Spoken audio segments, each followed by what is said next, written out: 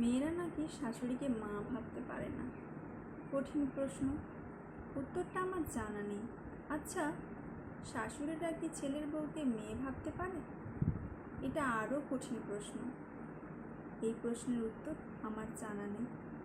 বাদ দিন, উত্তর খোঁজার দরকার নেই। এর চেয়ে আসুন আপনাদের একটা গল্প বলি। এক মহিলা তার মেয়েকে নিয়ে চেম্বারে এলেন। মেয়ে 1 মাসের গর্ভবতী। মেয়ের শরীরটা একটু দুর্বল দুর্বল লাগে। সব কিছু দেখে ডাক্তারবাবু বললেন, আপনার মেয়ে ভালো আছে, চিন্তার কিছু নেই। গর্ভবতী হলে এমন হয়, ভালো খাওয়া দাওয়া করান, সেবা যত্ন করুন, ঠিক হয়ে যাবে।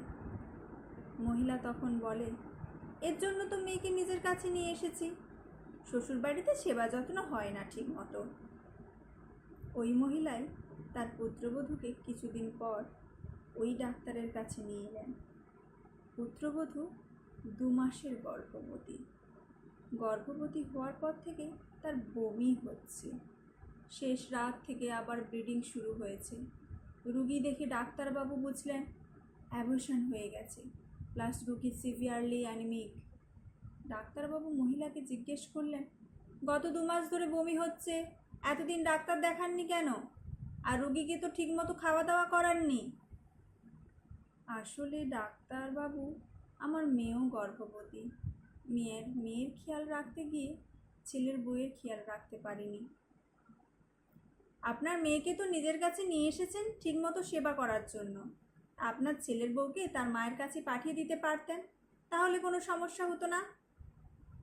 কি বললেন ডাক্তারবাবু? তাহলে বাড়ির এত কাজ করবে কে? অধিকাংশ মেয়েরা শাশুড়িকে মা ভাবতে পারে না, এটা সত্যি কথা। এর চেয়েও বড় সত্যি কথা হলো, অধিকাংশ শাশুড়িরা ছেলের বউকে মেয়ে ভাবতে পারে না। তাই বৌমারাও শাশুড়িকে মা ভাবতে পারে না।